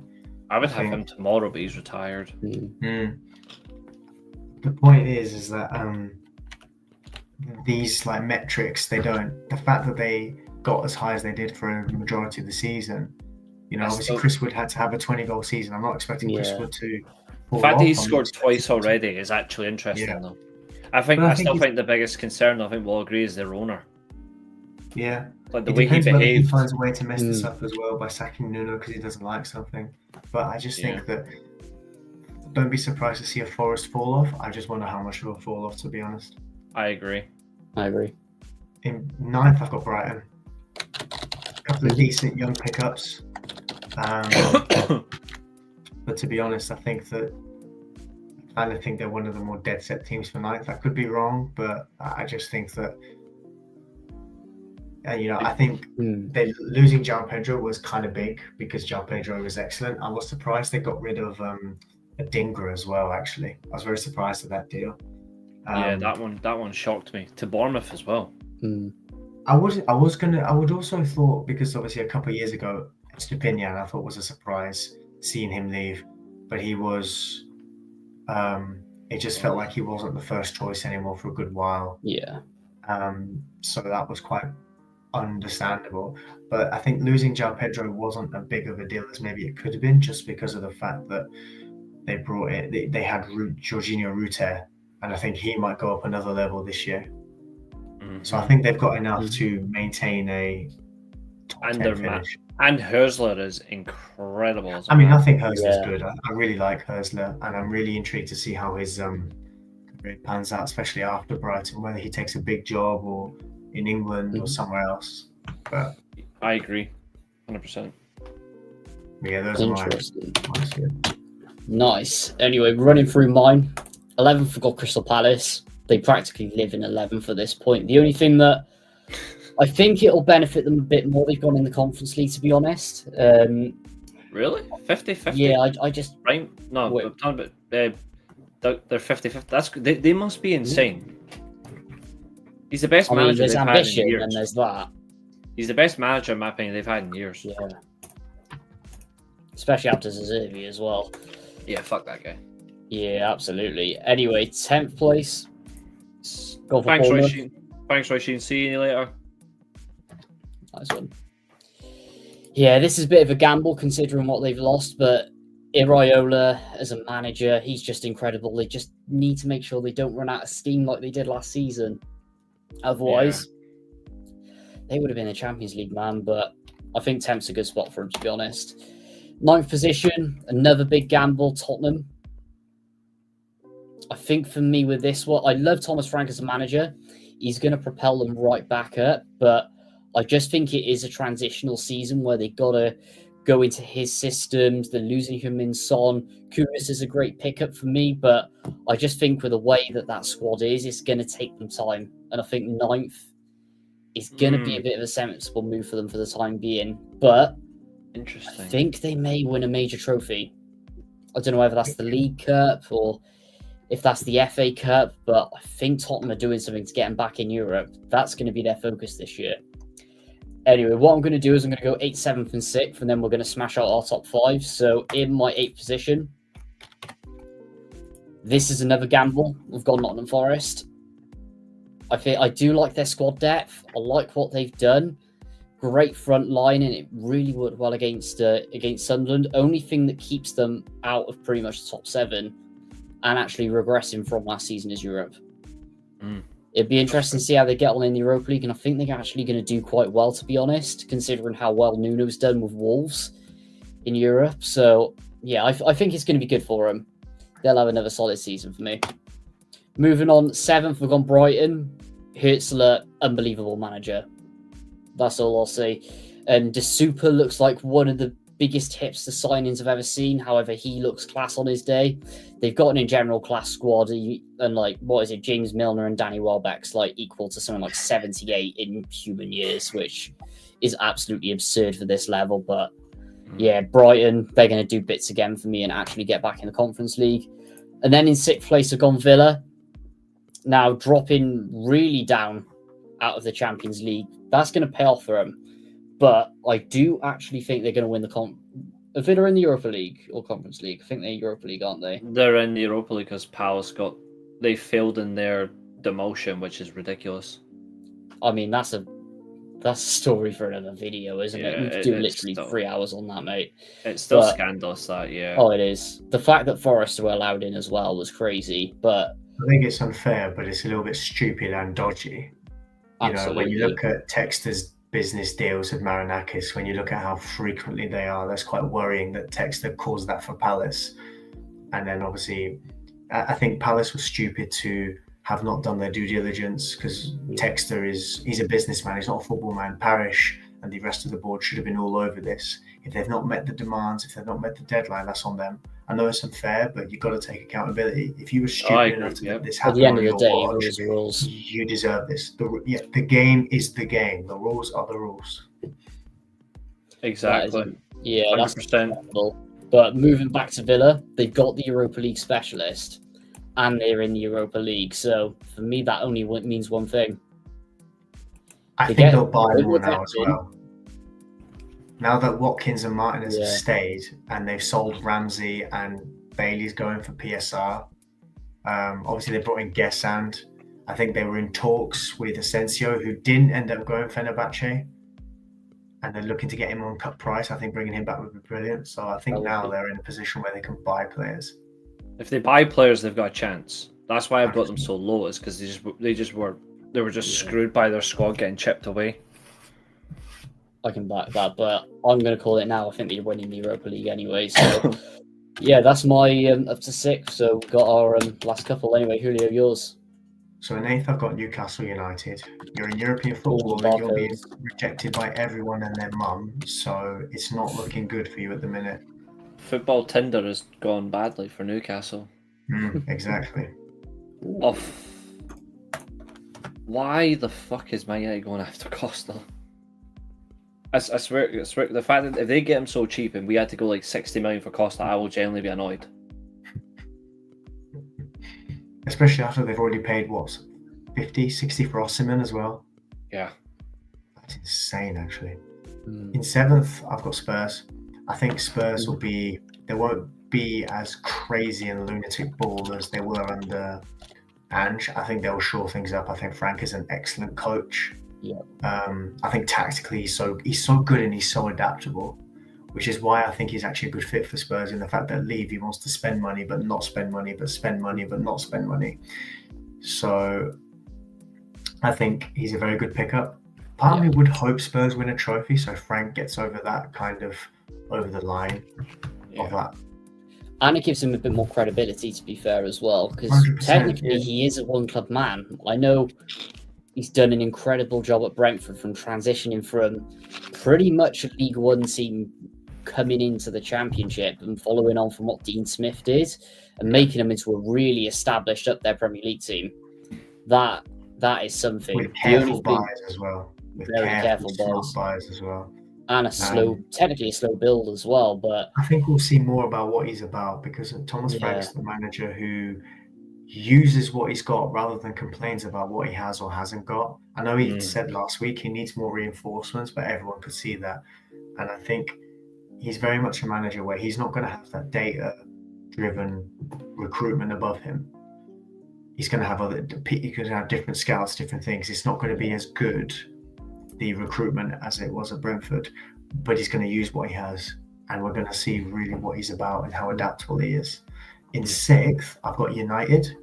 Now, this for me is actually very kind, and I was almost tempted to put United top just because it meant that I didn't have to put anyone winning the title.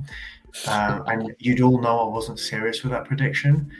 I think United would, as it stands now, I think United would only get over the line in 6th over Spurs, because they're both going to be fighting for the same position. Spurs have Europe, United don't. And I think United are going to hit a good run of form where they play the same team week in, week out for about 6 or 7 weeks, get a good number of wins, and that's going to be the only reason United stay there. But United, I look at the midfield and I maintain how kind this is. I can't see anyone in that midfield currently. Oh, hang on. David Moyes might be getting sent off here. I mean, was it Hulu says about people that are Scottish when they're angry? You hear the accent more. Absolutely. It's probably why he didn't send him off. Couldn't hear a word he was saying. Just angry Celtic gibberish. Probably calling the referee an absolute useless bastard. United need midfielders. I can't look at that midfield. I can't see one person who I think is going to be an outright midfield partner. United need midfielders. It's Ugarte coming on yesterday. Oh my God, this is his make or break season. If he doesn't cut it, he has to go. He's just not good enough technically. I know I've defended him enough, but it feels like that ball giveaway was shocking. And even so, from that, it feels like he's always losing his duels. He's running around like a headless chicken sometimes. It's not good enough. Doesn't last 60 minutes when he starts. Exactly, it's not good enough. I don't want to. I would rather put Casemiro in the team than him. Yeah. I think United's goalkeeper situation, I would actually keep Bayindir in the team over Onana, because of the fact that Bayindir's distribution was actually decent yesterday. I haven't seen Onana be that good in his distribution at all since I can remember. Yeah. You know, there were moments in Bayindir's distribution where. And also, the way Amorim defended him in the press conference says a lot. Even though he's not number one, I fucking love the way that he defended him. Especially when pre-match, when asked about Onana, he didn't say Onana was injured or anything. He didn't confirm anything. He just said he's out. Yeah, he's just out. said We need certain players for certain things, whatever. Now, I think United need a goalkeeper desperately. The Donnarumma links, I'm not sure about. I don't think they're happening now, but I wasn't sure about it only because he's very suspect with his feet, and Amorim wants to play with a goalkeeper who's good with his feet. So I did find it weird that we were, even with Man City being linked with him, I thought, well, you go. I think that's a ploy. I think that was a ploy. I mean, I would love Donnarumma. He upgrades the shot stopping immediately, and I've always been about where if you can get a very good shot stopper and you adapt how you build up from the back without a goalkeeper, fair enough, you're a good coach. But Amorim's got his philosophy, so if he needs a ball-playing goalkeeper, it wouldn't surprise me if we sign Lamens, because he seems quite cheap. And it kind of reminds me. I'm very unsure on him. I've said it before, where I feel like it's a cheap buy, and it reminds me of when Liverpool signed Karius on the Klopp, where they brought in a cheap, young, good, decent potential goalkeeper who eventually rotated half and half with the other goalkeeper of the club, and then after a year and a half, he stayed in the team for about 4 or 5 months. Now we know what happened with Karius, and I hope that doesn't happen if we sign Lamens.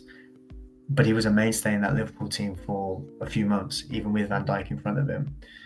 Now, I think I know I'm being kind with this, and even with Amorim himself, I think Amorim has no excuse about no style of play. I think the fact that we've got no European football, it can be really helpful, but we have to go far in the cups, I think.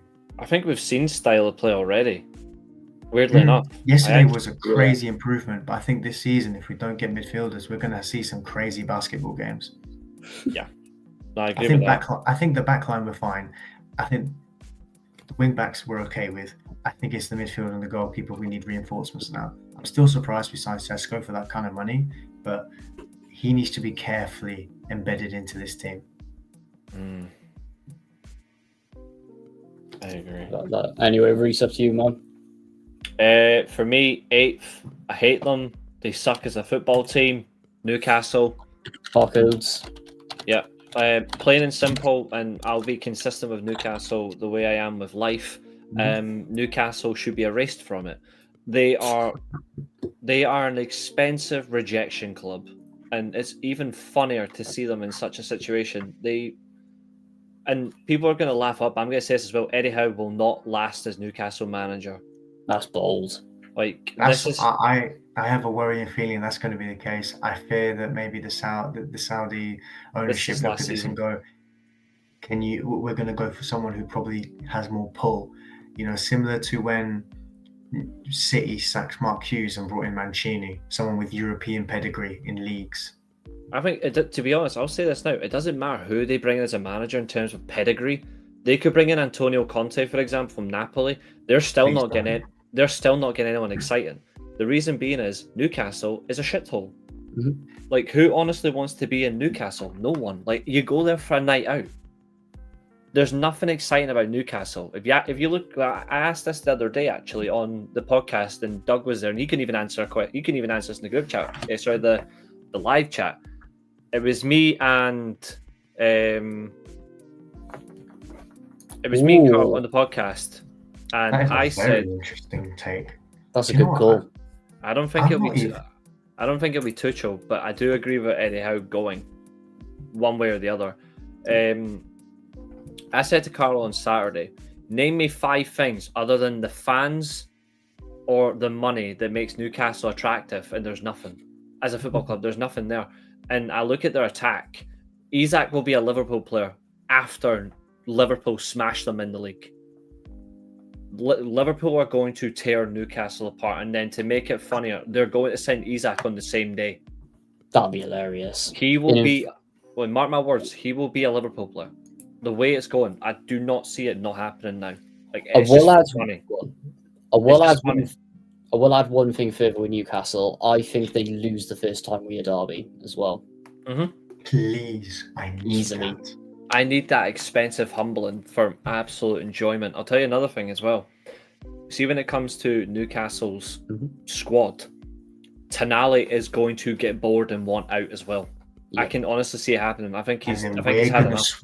And then Reece, we're going to swoop in and we're going to take him. I mean, as much as I would like that, no. But I feel like he is going to lose patience. Anthony Gordon can't lead the line. Elanga's a good signing, but it's not enough. They've still got Jacob Murphy in their squad, which is absolutely hilarious. Their defence is notoriously their strength, but I don't see any improvement. The fact that they chose Lewis Hall on the bench instead of starting him says all for me. Like, that's poor. And then Pope in goal with Ramsdale as his backup, that just screams desperation for a club that have got no direction. Not having a director of football and anyone above Eddie Howe shows how bad they are. They chose to forgo all that, and I hope Amanda Staveley goes to another club and just wrecks Newcastle from outside. It'd be hilarious. I think she's already gone anyway, so she's already halfway to. Yeah, they went. When was it? She is gone. Yeah, she is gone. I'm just saying, in terms of like another club, I want to see her go to another club and just ruin them. There's a club called Cardiff City. If you've got 300 million. I thought it was 150. You cheap bastard. You know what's crazy? 300 is what they bought Newcastle for. Exactly. Yeah. They could have bought, like I was going to say, if they were crazy, they could have bought Man United for 300 million. I would have celebrated. 7th, I was debating where to put us, but Man United in 7th. For me, I like our squad. I like the fact that yesterday Ruben Amorim has already done what I've said the manager's got to do, and that's be proactive instead of reactive and force the league to adapt. He made Arsenal his bitch yesterday. The only annoying side is Bayender palmed the ball like he was trying to go after Pamela Anderson and ended up with somebody with a horrible face. Like the person who goes, like you know the Instagram reel where the person goes, hey, and they go, and you've got the Quagmire thing that follows, like the woman with the big chin. Yeah. Yeah.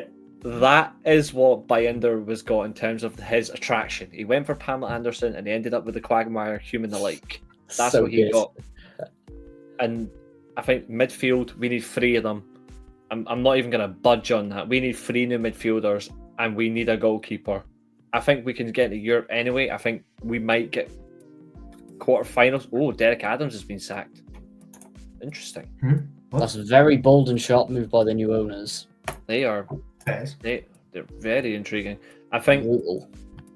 if we somehow end up managing to sign a midfielder and a goalkeeper by the end of the transfer window, I will be genuinely shocked. I think the prediction for me will go up as well if we do that, because 1 game a week as well, we can play the same players every week if we want to. I also think there's something there.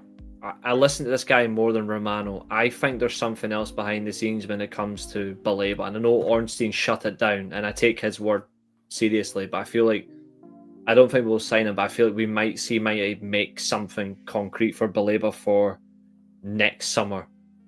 I feel like if we even waste time, I think he'll be a Real Madrid player or something along those lines. Like high up, he's that good. But I think we should look for it. Basically, whoever Brighton have lined up, signed. So I think Brighton have got a player out on loan that they want to replace Baleba with. They refused to recall him. Like they kept him out on loan. Like they want to leave him there and then bring him in. There's a player at Sevilla called Lucien Agume. French midfielder, yeah. I think he would be a good alternative. I think right now I wouldn't mind him, but honestly I would take Angelo Stiller. I would rather tried and tested, you know what I mean? I'd rather someone proven and tried and tested. I think Stiller is also a good option. I know I rate him. But there's one player I hope we don't make a move for, because I feel like it'd be a bad idea, and that is Hillman. I do rate him, but I feel like he's had a very bad summer, and he's actually not ended last season well, and I'd rather we avoid him like anything else. I know this might sound like a crazy idea, because I rate Matt O'Reilly. He's another player I would get. But I actually wouldn't mind Man United putting a bit of money and signing Rio Hatate from Celtic. Wow. Could be a fair shout, to be fair. That energy, the control of the ball, his aggression as well, and the tackle. I actually rate Hatate. I think he's a really good player. I would not mind him.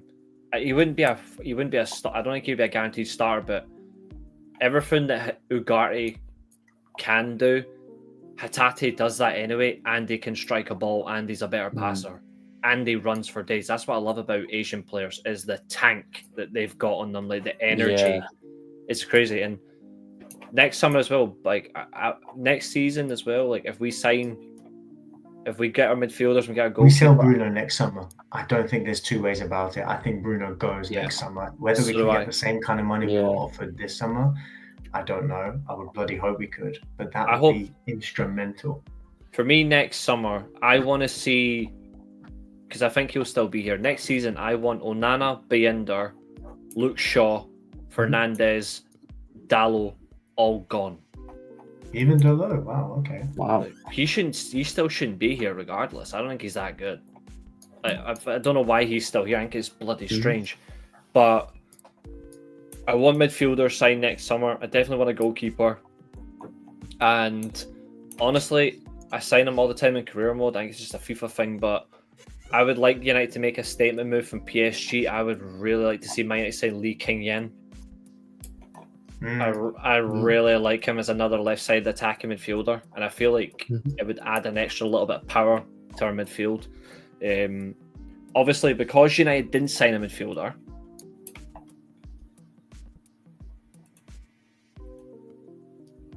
I have Brighton 6th position purely because of the fact it's the same. I think retaining Baleba has helped them. Yeah. But if they sell Matt O'Reilly, they finish below us in the league. If Baleba and O'Reilly are incredible midfielders, they definitely hold a lot to them. They're a good squad, Brighton. I do rate Hinshelwood as well. He's another I do rate. They've got a good squad. They balance things out really well. They've got a good style of football. They're constantly on the offensive threat. They know how to defend in a shape. And they play good football that continues to dominate, and that's what I like. So yeah, if Man United sign a midfielder, we finish above Brighton, which is not exactly a flex, but we will. I think Brighton finish above us right now based on the fact that they've got a more solid midfield and a goalkeeper that's actually credible to their lineup. Yeah. That's fair.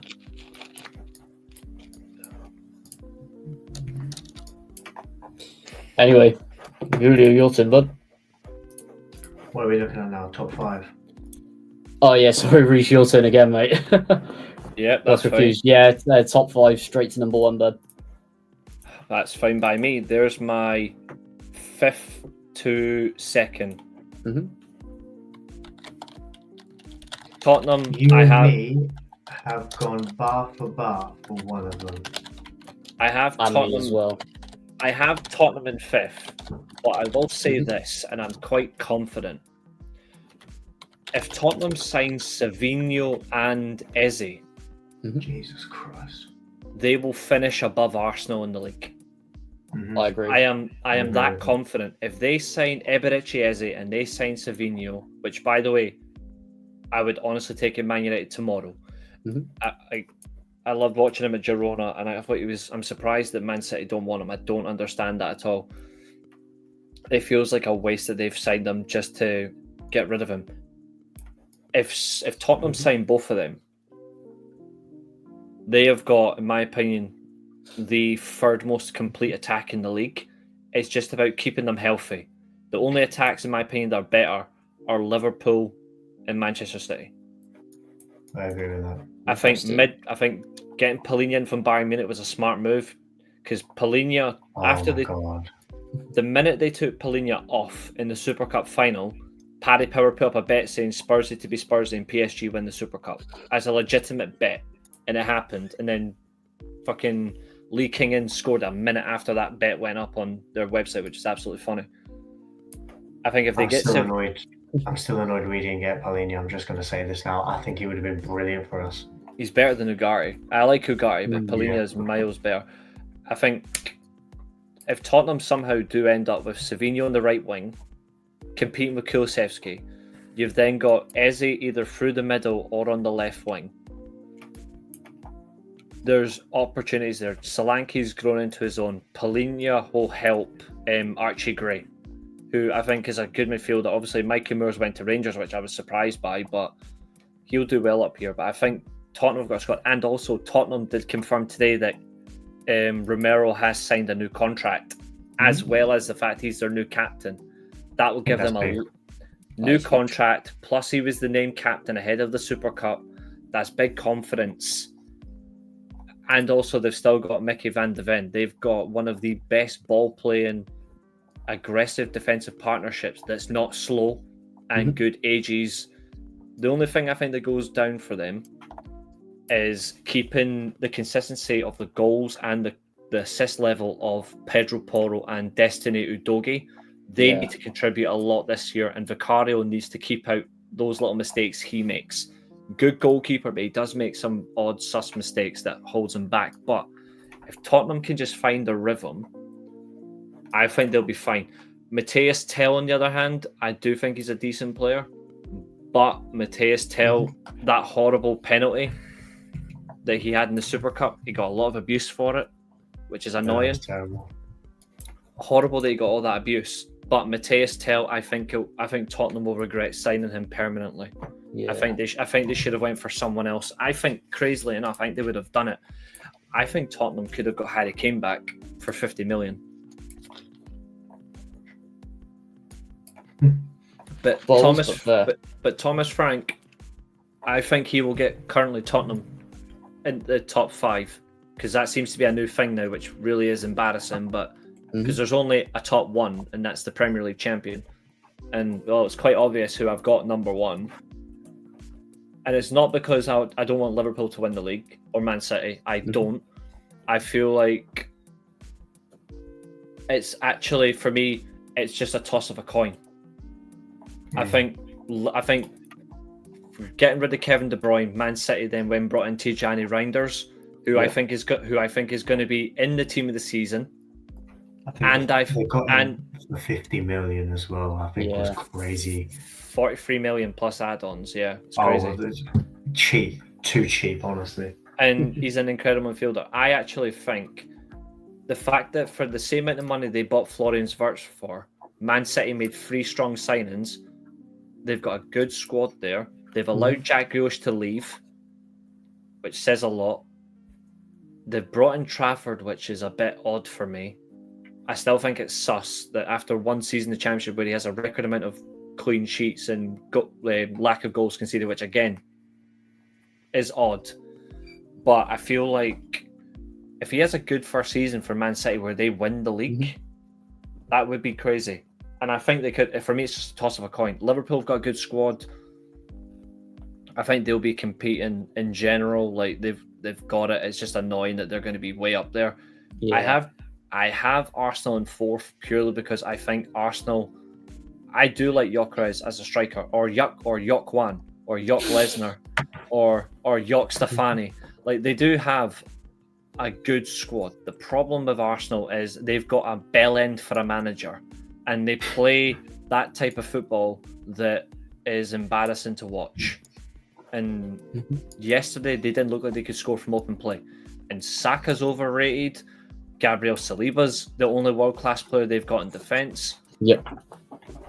Calafiore looks like a model with skates on.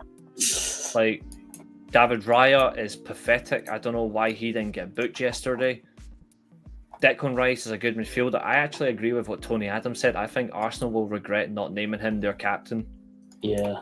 And Martin Odegaard again, he's a no-show guard. He doesn't show up.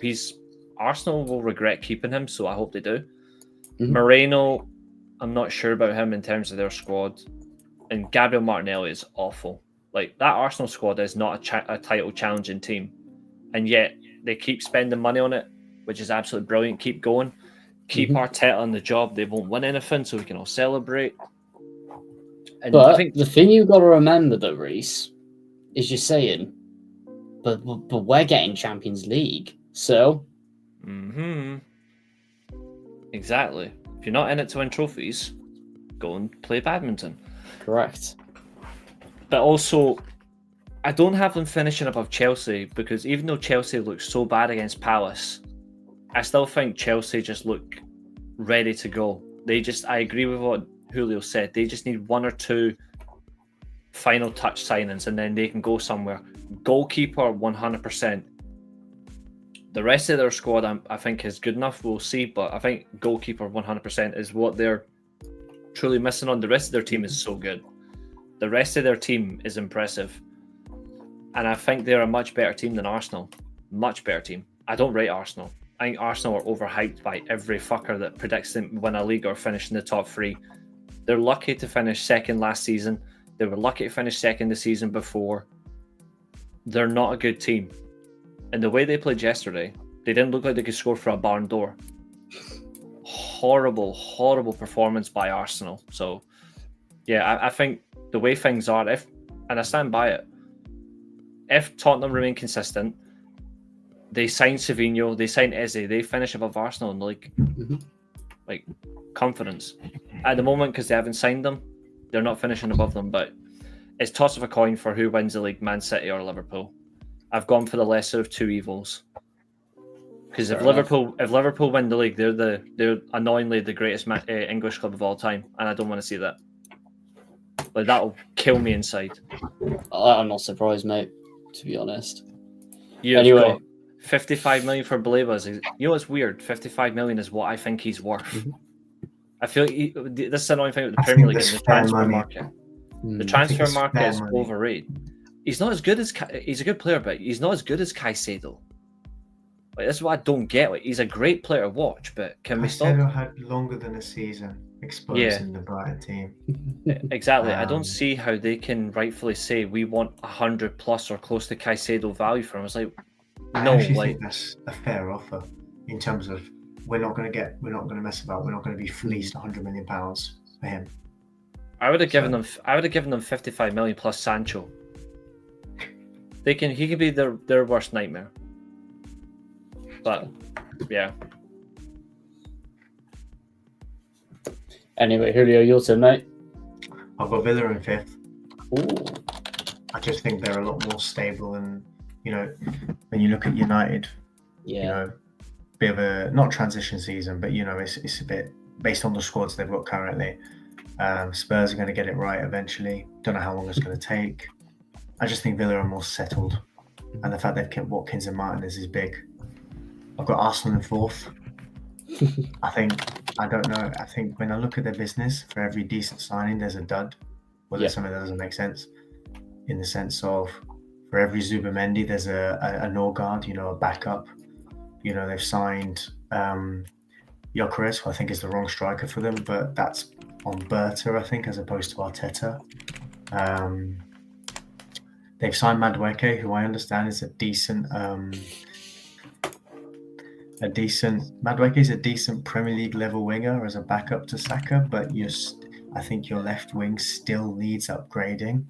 It's getting Spurs by Chelsea again. That's what they do. If Spurs sign Eze and or Savinho, their front three is still better than Arsenal's, in my opinion. I agree. I think it's a lot better. It's a lot more well-rounded. I'd take that front three at United. It's honest, it would be better. I think Arsenal should have gone in for Eze, and the fact that they haven't is quite telling.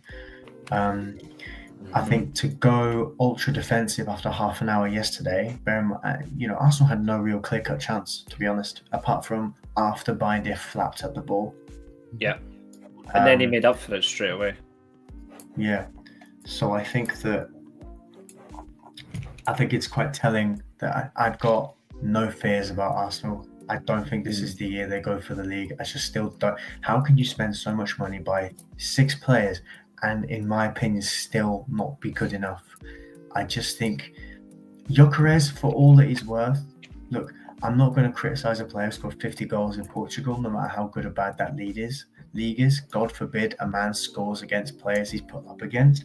But I just think the way Arsenal play, I don't think he's scoring more than 15 to 20 goals this season. And that is with a purple patch, to be honest. I think there are going to be times when Arteta's going to drop Gyökeres for Havertz, because the way he wants to play, Havertz is better suited.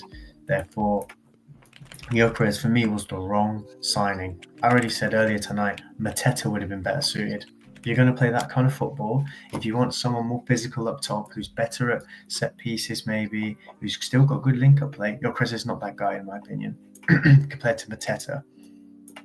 I go one further. I actually think, see, because they want to be Man City light so badly, I would have went heavy. I think they should have went all in for Julian Alvarez. I 100% agree. I feel like they should have bought him over a year ago when he went to Atletico. I think he would have been he is the closest thing, I think, to a Luis Suarez regen there is now.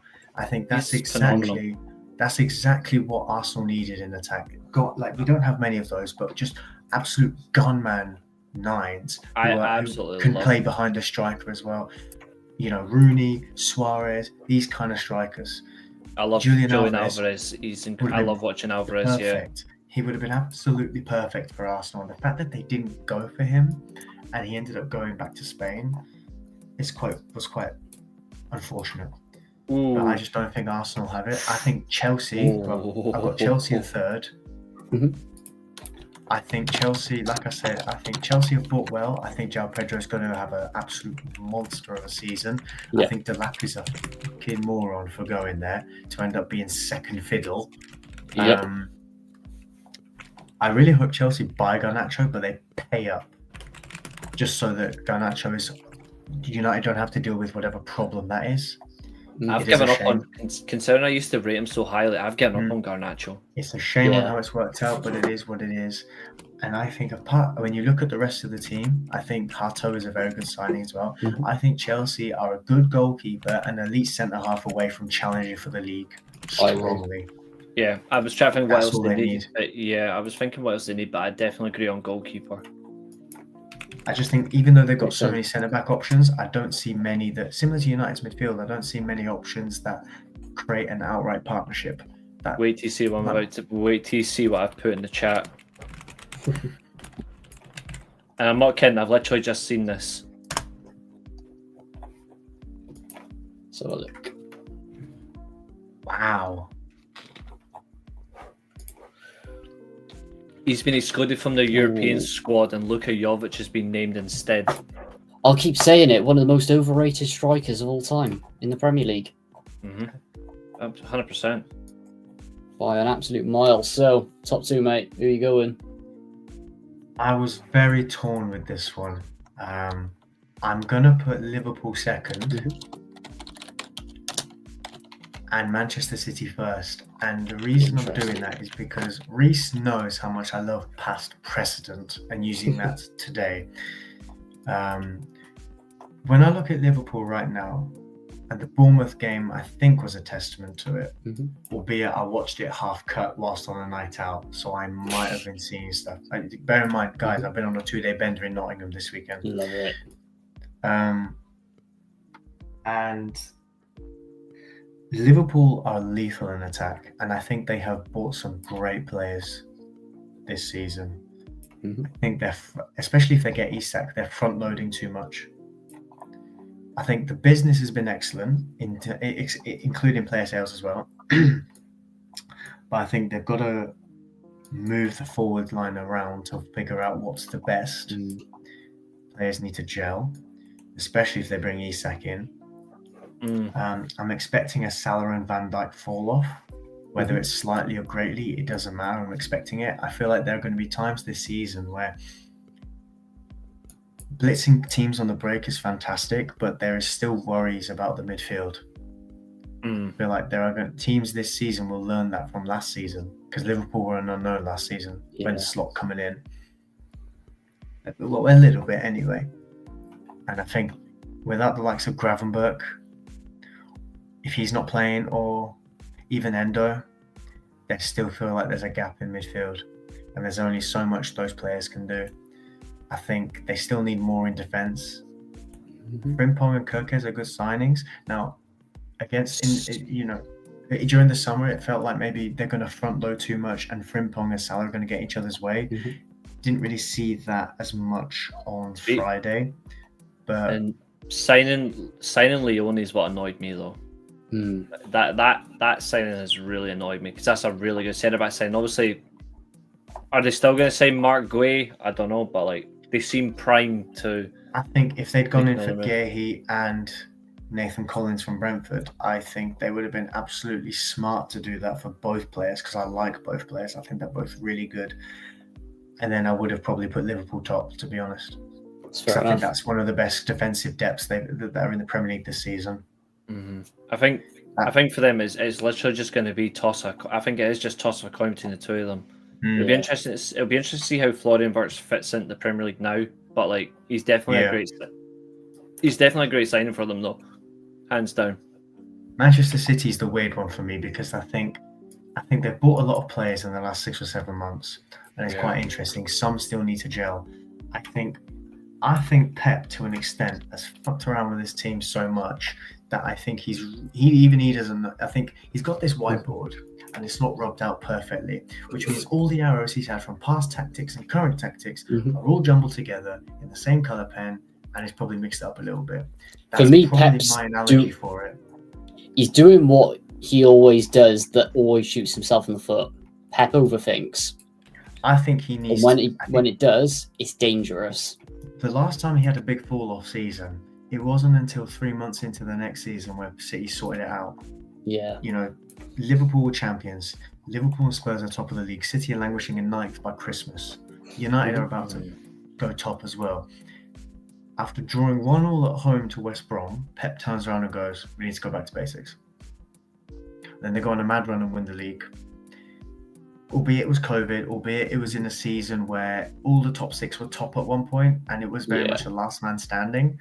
Arsenal were top on the opening day at lunchtime. Chelsea then got top. Then Liverpool and Spurs were having a title face-off at Christmas at Anfield. Then United somehow went to the top. And then City went on that mad run and pipped United to... Well, I say pipped United. They overtook United and, they went on to win the league. But I think Pep needs to go back to basics. And I think he's going to be better at it this season, because the last couple of years... Because Liverpool... And even Arsenal in the treble season, they ran City quite close to the end. City were running off past fumes to get them over the line in certain seasons. They've refreshed their squad now as well. So they've refreshed exactly. A lot of the older players have gone. They can afford to maybe not. I mean, I'm interested to see what happens regarding Rodri not being in the team, but I think the last couple of years they've been a bit naive with lack of investment in that position. Especially after Fernandinho's gone, I think they've either bought poorly or not bought enough, and he's gone like, well, if I put a right back into midfield and have Kovacic, who's an 8, play as a 6, surely it works. I think that was very naive, and I think I think we're going to see John Stones a lot more this season. I think it's because it's a World Cup year and a contract year for him as well. Personally, I think he's going to play 40 games minimum. Well, he did start. He did start, so that is interesting. Yeah, the goalkeeper situation is interesting. I think they've bought a good left back in Night Nuri. Reinders is an excellent midfield pickup. So I am very, very, very, very curious to see how this goes. But I think it takes a couple of months for City to get going, and I hope Pep goes just back to his simple Centurion style of play. And then Man City will eventually win the league with probably 3 or 4 games to go. It's a big thing as well, though, that their first choice right back though is Rico Lewis, and I feel like he is an excellent player, but I think they've relied on him so much. I think it's a big ask for him. But I look at their squad and Sever Naipan, good signing. Nico Riley's promoted more into the squad. Mateus Nunez and Nico Gonzalez are there. They're excellent players. Yeah. I think that's going to be the thing. Though, right back with Mateus Nunez. Interesting. Nunez has played there. Akanji has played there. Rico Lewis will play there. I think that's the only probably Achilles heel for Manchester City is who they play right back. Naipan is a defense midfielder as well, so that will really help. I think in the 6 role, I mean Calvin Phillips is still at Manchester City, believe it or not. Yeah. So I think that they've got enough to play the 6 role if necessary whilst Rodri is out. I hope Nico Gonzalez, for his sake as a player, gets it going, because I think he's a good young holder midfielder.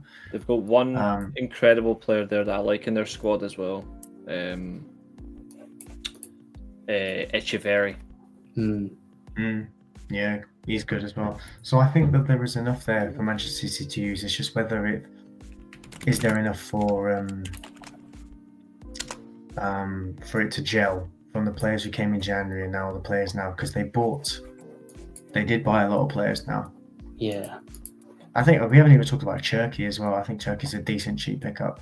It's whether Pep can keep him fit and playing, because we've already seen that Pep doesn't like players carrying a bit of weight on them. Yeah, exactly. But yeah, I mean, I was tempted to put City 3rd and have Liverpool top with Chelsea 2nd, but I just think based on what happened in that COVID season where Pep turned around, I was like, I need to just strip it back a little bit, keep it simple a bit more. A bit of a refreshed squad. I think City can win the league if they do it right. Big season for Oscar Bob. Doku needs to step up. Yeah, I can understand that. They've got a really good squad. Anyway, moving on to my ones. So in 5th, I've got the Barcode Merchants. Bit of a gamble, but I think they're going to do it again, unfortunately, lads. It's just that midfield for me. Unless any of them get injured, then tricky one. In 4th, I've gone exactly the same. I've been saying it for years. Gyökeres is going to flop in the Premier League. I've seen it before. He's flopped in the Championship before. He's flopping in the Premier League. And in general, Arteta don't like his style of play. Constantly I could go on for hours about Arsenal. It's ridiculous.